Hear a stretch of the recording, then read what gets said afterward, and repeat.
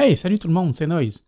Aujourd'hui, je vais vous parler d'une console que je viens de recevoir, la console rétro Evercade de Blaze Entertainment.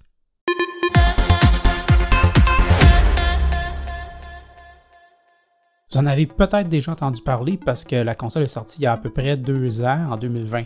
Fait que c'est pas vraiment une nouveauté, mais ça me tentait de m'investir dans cet écosystème-là pour une bonne raison. Le fait que Blaze a tout fait pour rendre ça légal. C'est-à-dire que tous les jeux pour la console sont des versions officielles sous licence. Donc, pas de gossage d'émulateur, pas de téléchargement plus ou moins légal de jeux copiés ou autre affaire de même. Aussi, tous les jeux viennent sur des cartouches, des cassettes, dans des belles boîtes avec un manuel, comme ça se faisait dans le temps. C'est vraiment cool pour les collectionneurs.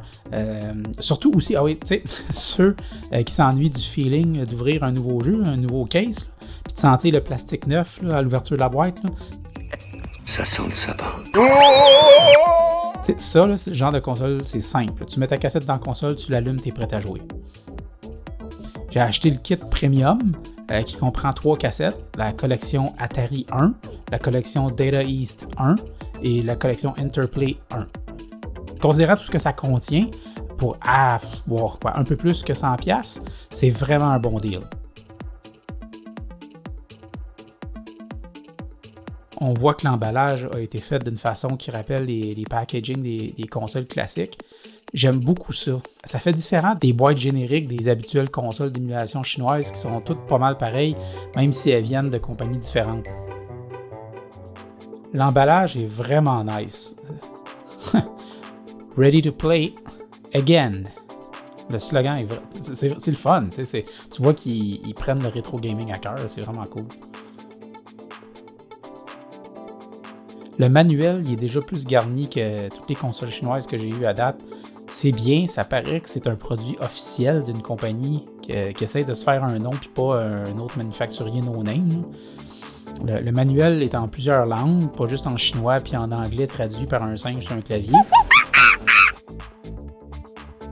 On va sortir la console. Wow, c'est un peu tight dans l'emballage, mais... Ah ok, ça va. La qualité de fabrication est vraiment bonne. Le look rétro. Moi j'aime beaucoup le look rétro. Le blanc, les petites lignes rouges, c'est vraiment le fun. La configuration des boutons est comme la vieille Super Nintendo. Mais le feeling du D-pad, c'est comme la manette de la Sega Genesis ou de la Sega Saturn. C'est un mix que j'aime bien. Ça se tient bien.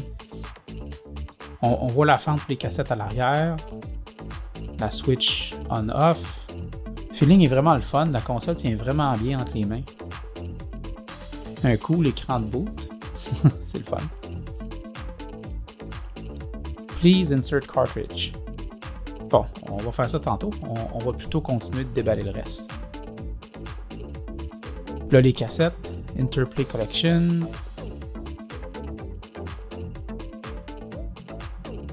Data East Collection.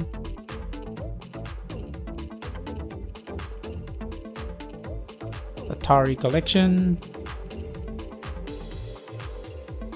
Câble de recharge. C'est un peu décevant, c'est un câble micro USB puis c'est pas un câble USB-C. C'est quand même sorti en 2020, c'est pas en 2014. Là. Il y a aussi des boutons de volume, il y a une prise pour les écouteurs. Mais sérieux, là, le câble micro USB, là, c'est un peu poche. En tout cas. Je vais aussi rappeler que c'est une prise mini HDMI, c'est pas une prise HDMI standard, donc ça va vous prendre un adaptateur pour brancher la console sur votre télé. Bon, là j'ai eu un problème. Quand j'ai allumé la console, tout semblait ok, mais j'ai remarqué après 2 minutes que j'avais comme de la poussière entre le plastique qui recouvre l'écran puis l'écran LCD en dessous. La console n'est pas vraiment faite pour être démontée, fait que j'ai contacté Blaze Entertainment, puis après quelques vérifications... Ils m'ont carrément envoyé une nouvelle console.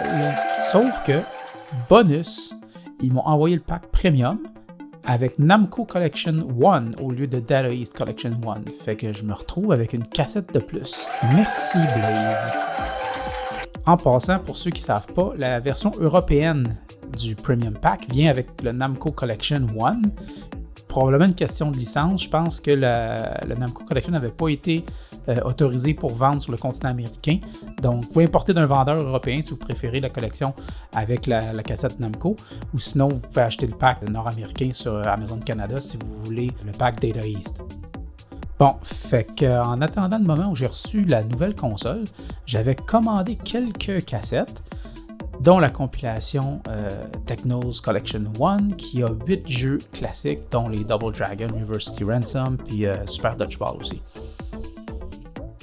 On voit le modèle de cassette Evercade avec le titre dessus. On voit aussi que c'est la cassette numéro 10, vu qu'elles ont toutes des numéros.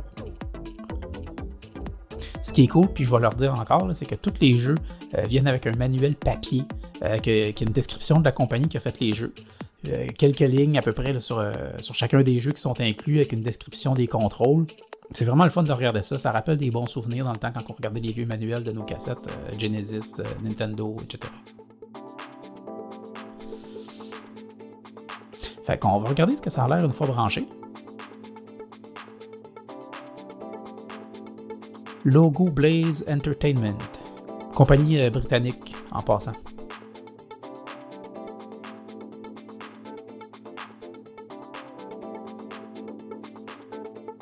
No cartridge inserted. On va mettre notre cassette Technos Collection.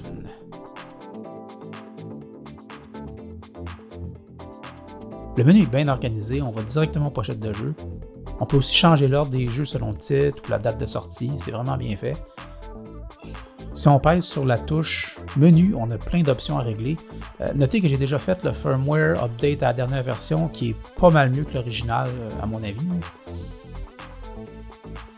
On a les options standards pour l'éclairage, on a aussi plein d'options pour l'image comme ajouter des scanlines pour donner un effet de vieille télé à tube, changer l'affichage pour zoom en gardant le format original de l'image, ou pixel perfect, ou étirer l'image full screen si vous aimez ça.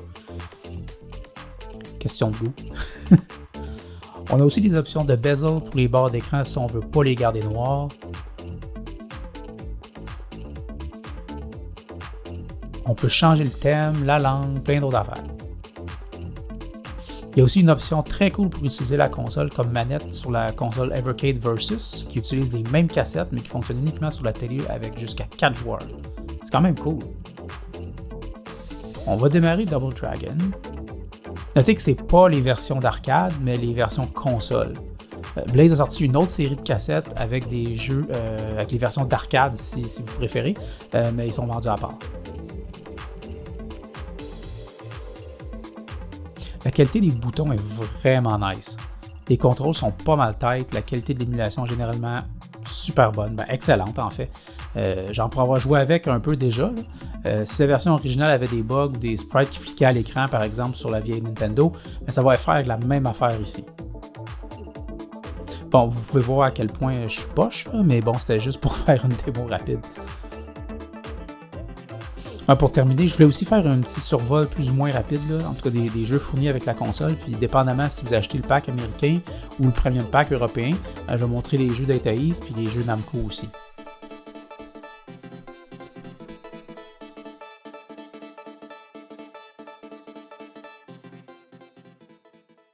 Atari Collection 1 contient 20 jeux de l'Atari 2600 et 7800.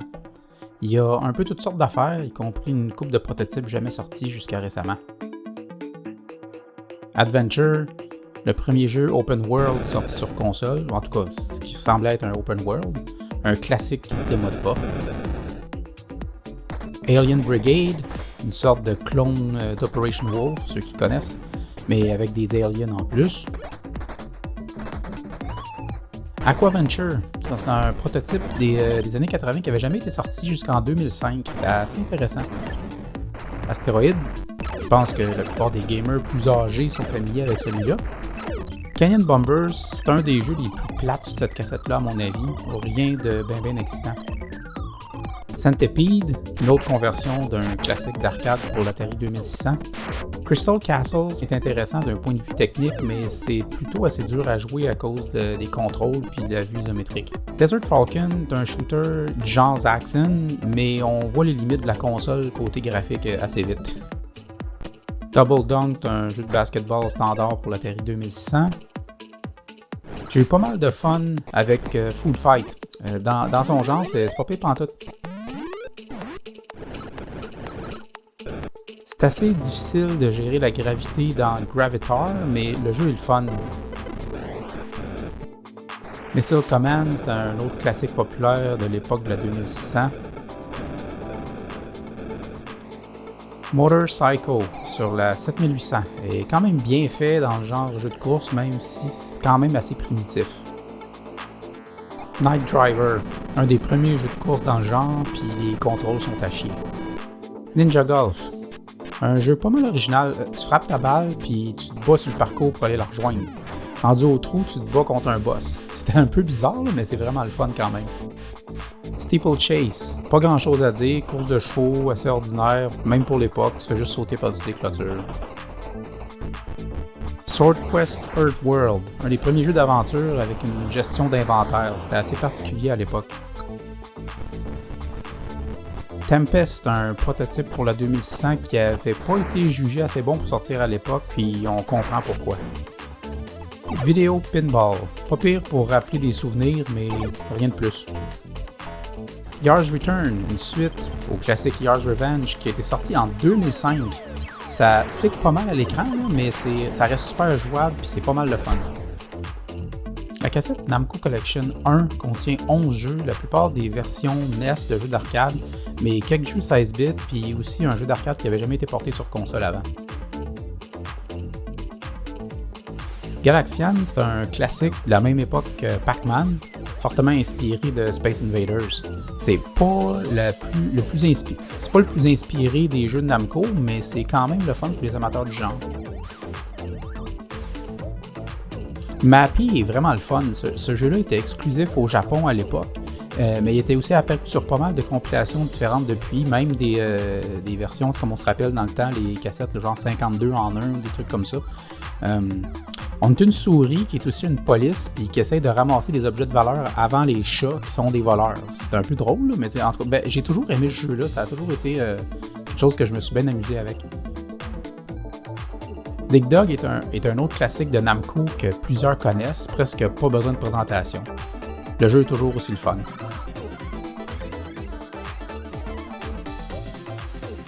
Star Luster est sorti au Japon, mais pas ici. Je pense que c'est une des premières fois qu'on peut acheter une copie nord-américaine de ce jeu-là. Ça ressemble à Solaris sur l'Atari 2600, du sens où on se déplace d'un point d'une carte spatiale à un autre pour intercepter des ennemis, protéger des bases, etc.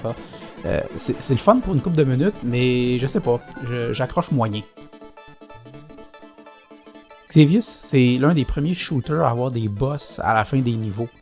Fun fact, le jeu était supposé être un jeu d'hélicoptère au début, mais Namco a changé ça parce que les jeux avec un thème de science-fiction étaient pas mal plus populaires à ce moment-là.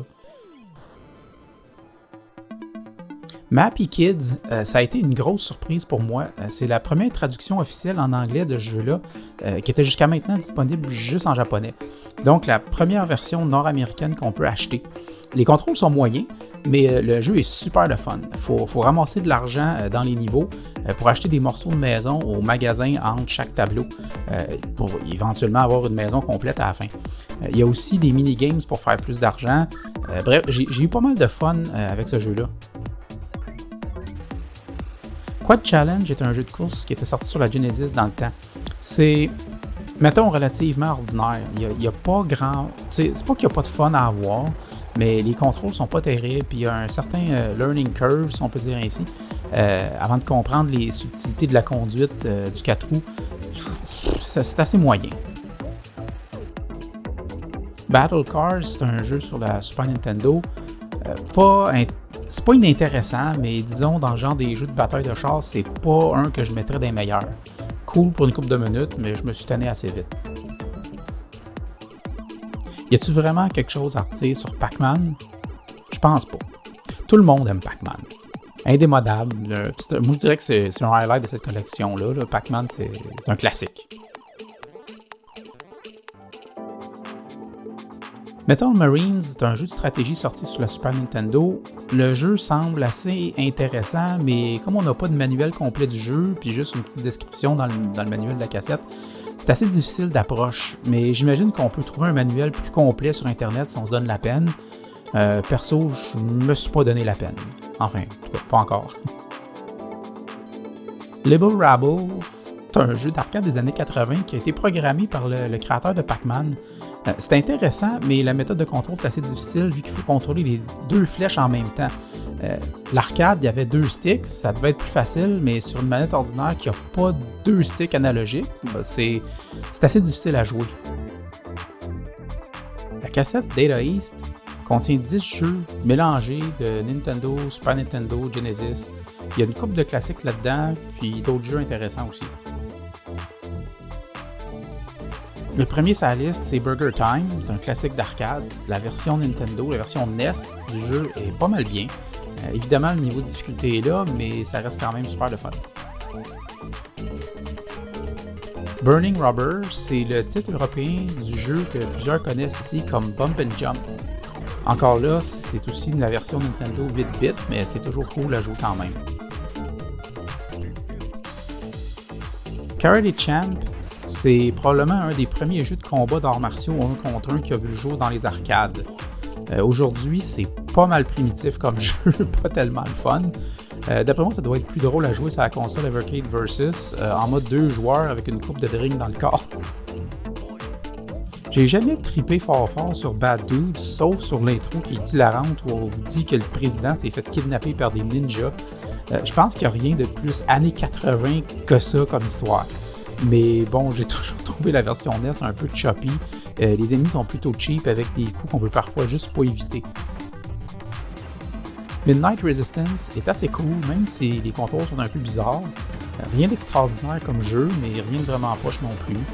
C'est possible d'avoir pas mal de fun avec. Pas aussi bon que la série Contra, mais c'est pas pire quand même. Two Crew Dudes, c'est assez drôle puis le fun aussi, un genre de beat'em up où on peut ramasser plein d'affaires dans l'environnement, même les ennemis, s'en servir comme arme. C'est assez drôle. Ça prend une couple de minutes pour s'habituer au contrôle, mais c'est assez divertissant. Side Pocket, sur la cassette, c'est la version Genesis, c'est pas celle de la NES à laquelle j'avais joué pas mal, mais ça ressemble, à part les graphismes qui sont un peu mieux, puis divers modes de jeu qui ont été ajoutés. Ça reste un jeu de poule assez classique, mais c'est toujours cool à jouer si vous aimez le genre. C'est un peu bizarre d'avoir mis Joe and Mac 2 sur la cassette au lieu du premier jeu, ou avec le premier jeu, mais je pense que le 2 est quand même meilleur que le premier, donc c'est pas trop grave. C'est un jeu de plateforme assez classique, pas mal cool aussi, les contrôles sont précis, puis il y a pas mal de fun à avoir. Fighter's History. Bon, ça c'était à l'époque où plein de compagnies ont voulu faire leur clone poche de Street Fighter 2. Puis celui-là, c'est probablement le plus connu du sens où Capcom avait traîné Data East en cours parce que le jeu était vraiment trop similaire. Genre tous les personnages ou presque sont des clones poches de personnages de Capcom avec sensiblement les mêmes moves, mais évidemment avec un design plus poche, des graphismes plus poches, de la musique plus poche, tout plus poche. La banane rose! Le jeu reste quand même correct à jouer, là, mais tant que vous attendez pas à quelque chose de trop cool, ça va aller. Magical Drop 2 est assez cool dans le genre puzzle. Vous devez faire des matchs de couleurs en retirant des billes puis en les replaçant ailleurs. Rien de trop compliqué, mais si vous aimez des jeux du genre Tetris ou Puyo Puyo, ça risque d'être dans vos cordes. La collection Interplay 1 contient 6 jeux. Il y en a 3 qui sont vraiment bons, il y en a 3 qui sont assez moyens, mais ça reste quand même une bonne cassette qui est fournie avec la console. Battle Chess, c'est un jeu intéressant, mais la version Nintendo, la version NES, c'est probablement la plus poche de toutes les versions qui ont été faites. L'idée du jeu était que les pièces s'affrontent dans des animations comiques, mais les limitations graphiques de la NES rendent le tout assez plate et super lent. Reste que c'est un jeu d'échecs correct si vous aimez ça. Titan est un bizarre de jeu du sens où les développeurs ont probablement pensé que c'était une bonne idée d'essayer de faire une version d'Arcanoid avec des briques placées dans toutes les directions et la capacité de se déplacer n'importe où. Mais la réalité, c'est que c'est juste plate, répétitif, puis on se tente super vite. Clay Fighter est intéressant du point de vue graphique parce que c'est un jeu de combat où tous les personnages sont faits de modèles en pâte à modeler qui ont été photographiés puis scannés, mais l'animation est vraiment choppy, les contrôles sont pas terribles. C'est drôle, mais encore là, on se tanne vite. Tout le monde qui a vécu l'époque Super NES et Genesis se rappelle de un jeu de plateforme relativement difficile avec des contrôles plutôt floaty, qui peuvent être frustrants par bout, mais avec une bonne dose d'humour. C'est une chance que l'Evercade a des save states pour tous les jeux, ce qui vous permet de sauvegarder n'importe où puis de reprendre quand vous voulez. Boogerman, c'est un autre jeu de plateforme de l'époque d'Earthworm Jim, mais avec un humour un peu plus pipi caca crotte de nez. N'empêche que le jeu est quand même drôle et le fun à jouer, les animations sont super belles, même si les boss de fin de niveau sont assez cheap. Incantation est pas pire comme jeu, pas un gros hit à l'époque, mais ça reste quand même distrayant et divertissant. Un autre jeu de plateforme plutôt standard avec des graphismes corrects puis un gameplay accessible. Un petit mot pour terminer. Blaze a annoncé le lancement de la portable EXP qui va succéder à celle que je viens d'acheter en novembre prochain, ce qui est dans pas long. Meilleur écran, Wi-Fi intégré, mode vertical, des jeux Capcom inclus dans la console en plus de la cassette Irem Arcade. Personnellement, même si je compte me procurer l'EXP, il reste que l'original est quand même un très bon deal vu qu'elle vient avec 3 cassettes que vous devrez acheter à part si vous désirez les collectionner avec l'EXP. Mais bon, vous ferez bien ce que vous voulez avec ça. À plus!